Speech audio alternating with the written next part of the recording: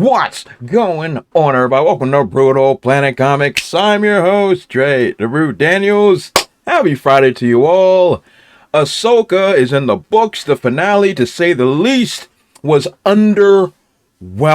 And this whole show was absolutely underwhelming in every way, shape, and form. Disappointing, angering, a whole lot of range of emotions. But that's not what I'm here to do today. Today, I am here to fix this show. And how I'm going to do it? One main thing that'll change the complexity of this entire show is to make our heroes proactive. Yes, indeed. Yes, indeed. So I'm going to go through this story. I'm going to make a few changes. You're going to see how this story could have came out a whole lot better. Let's go. So we can kind of keep this intro of Balin's skull and Shinhati the same. They come up in here and start laying waste to the Republic. This scene is actually fine. It introduces our villains and it makes them an actual credible threat. So this is perfectly fine. Okay, here's our first major change. We're not going to have Ahsoka find the golden ball. No. This is ridiculous. Bruh. Screw this noise. I have a much better solution. Instead, we're going to have our villains be the one to find the golden ball in this instance, and Ahsoka is trying to catch up to them to get her hands on the ball itself. So this gives Ahsoka some motivation to try to stop somebody instead of just sitting around and just doing a whole lot of nothing. Then we can have Morgan send the assassin droids to try to destroy Ahsoka while they try to make their escape. So you can still have your epic explosion scene, and our hero is on her heels. So now we have a reason to root for her. Yeah, that makes sense. Ahsoka then realizes that she's in over her head and has to get the band back together. So she goes and seeks out Hera so they can find out where Sabine and Zeb and all the other rebel characters are, so they can team up to try to stop Morgan from bringing back Thrawn. Then we could be introduced to Sabine, who's still having all types of dreams about Ezra and all that stuff. Then they can reunite and all that stuff will be hunky-dory. Now, one thing we're definitely going to change, that we're not going to do this Jedi nonsense. We're going to just let her be a Mandalorian, let her be cool like she was originally. Just be a cool Mandalorian. The crew eventually tracks down Morgan and everybody while they're trying to build that hyperspace ring. And the same thing can pretty much play out with them coming around, being attacked, all that great stuff. That stuff works just fine. So while on the planet, they can have an epic struggle for control of the golden ball so that we can have our heroes struggling once again. So this can pretty much remain the same. The outcome can remain the same. Quite frankly, Balin Skull is the best character in the show, so everything he does is great. So they can just do this, have control of the golden ball, have the same thing with Sabine trying to make a decision, so we can still establish that there's still a choice to be made. Yes, she wants to get Ezra back. Yes, but she still wants to not destroy the galaxy. So the tension can actually be legitimate because we don't think that our girl here is an absolute imbecile. We can have Shin-Hati choke the girl out, take the ball from her, capture her, and bring her along and use the golden ball. And, of course, Balin Skull is going to spare her life because he's an honorable man. Meanwhile, while that's happening, Hera is actively trying to destroy the hyperspace ring so that no one can escape. But unfortunately, the shields are too great, the weapons overpower her, and they end up jumping into hyperspace, much to her chagrin. Hera realizes that they've completely lost and she goes to look for Ahsoka. So this scene can still play out the same way, looking for Ahsoka and all that other stuff. We're not going to do that world between worlds nonsense. But let's just say that they eventually find her and she's just barely holding on to life. What we're going to have done is that Hera had scanned the hyperspace ring, was able to figure out where it was actually heading to, so that we can actually make her competent. So with the coordinates in tow and Ahsoka not in great health, they still pack her into the ship. Hu Yang is working on her medically while they use the information gathered from the hyperspace ring to follow them to Peridia. Okay, now we get to Thrawn.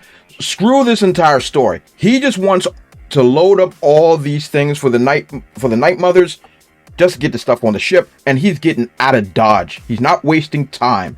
He wants to load up everything and go. He's not thinking about no Ezra Bridger. He's not thinking about, oh, let me try to give them a chance. None of that garbage. We're getting Thrawn here. And just for the sake of this discussion, he doesn't even know where Ezra is, because it's not important and it doesn't matter to his plans, because he knows he can't stop him. Sabine escapes Morgan and Thrawn's custody and goes on a search for Ezra. Not no let her go nonsense. She's crafty. She's supposed to be smart. So she finds a way to weasel her way out of it, gets out of her cuffs, and escapes, and finds these weird creatures that happen to know where Ezra is. But instead of being in the open plains like a moron, Ezra's actually in an underground base, underground facility where these crab people actually lived. So that's why Thrawn was never able to find him, because he's not on the surface, and Thrawn doesn't have the resources to find him. Time has gone by, and Ahsoka is feeling a whole lot better, and she's starting to train and get her strength back again on their trip to Peridia. Upon their arrival, there's traps set. Maybe not all these mines or anything, but there's definitely some laser cannons or something that's being used to disrupt the approach. Our heroes narrowly escape and still hide in the bones. Meanwhile, Baylan, Skull, and Hati are on their own quest. They're not worried about Ezra Bridger and Sabine. They don't care about them. They're on their own quest to achieve this power that Baylan has been seeking. And him and his apprentice are on this quest together to try to find out what is drawing them to this planet and what future really holds for them. And we can really focus a lot of time on them. And I think that would be really, really great. Thrawn is informed that his ship is ready to go, and he's like, all right, screw it, let's bounce. He said, but let's send 2 fighters to make sure that they can secure our escape, because, you know, that makes sense. He begins his ascension immediately. Ahsoka and Hera both see that the ship is about to ascend. Hera has a great idea, saying that, hey, since the engines aren't in full power, as we noticed early on the Chimera, let's go over there and fire on the engines to buy ourselves some time. And that's exactly what they do. While attempting to do so, the TIE fighters attack them and down their ship near the Chimera. With the Chimera damaged, Thrawn now has to change up his game plan and start a ground assault to make sure they don't get on the ship while he's trying to make final repairs. Our heroes infiltrate the base and are trying to buy themselves some more time, like slowing down the stormtroopers by closing doors and such. Then they're confronted by Morgan, in which all 3 of them attack her, but she's on Super Saiyan level 2, so she's able to hold her own. Ahsoka tries to be a hero to hold off Morgan and her army, so that the others can try to get on the Chimera before it's too late. Ezra Bridger has been training deep into the Force for his 10 years of exile, and he believes in himself to be able to use the Force as his ally to make the jump across. But Sabine tells him, no, don't do it, you'll die. But he believes in himself, and he runs and he goes and makes the jump. Ezra tells Sabine to come on and he'll catch her. As she's about to make the jump, she looks and sees Ahsoka in deep trouble. And now she feels conflicted whether to go with her friend or to save Ahsoka.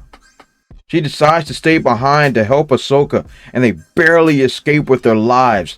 Luckily, Hera's ship is right underneath them to come and save them at the very last second. They pursue Grand Admiral Thrawn, but it's just too little, too late. His plan has succeeded, and he is now on his way to the original galaxy. Now, wasn't that a whole lot more competent and a whole lot more fluid, so that we can actually have a show that actually is following something for us to root for our heroes, to see them try to achieve something? Wasn't that a whole lot better than what we got? And this is just some simple changes, just making our heroes proactive. And a whole thing now changes, and it's a whole lot more of a competent story. What do you guys think? Do you think my version is better than the version we got? Let me know in the comment section below. And do those great YouTube things. Like, comment, subscribe, and share the video. As always, you guys have been awesome, and I'll catch you all next time.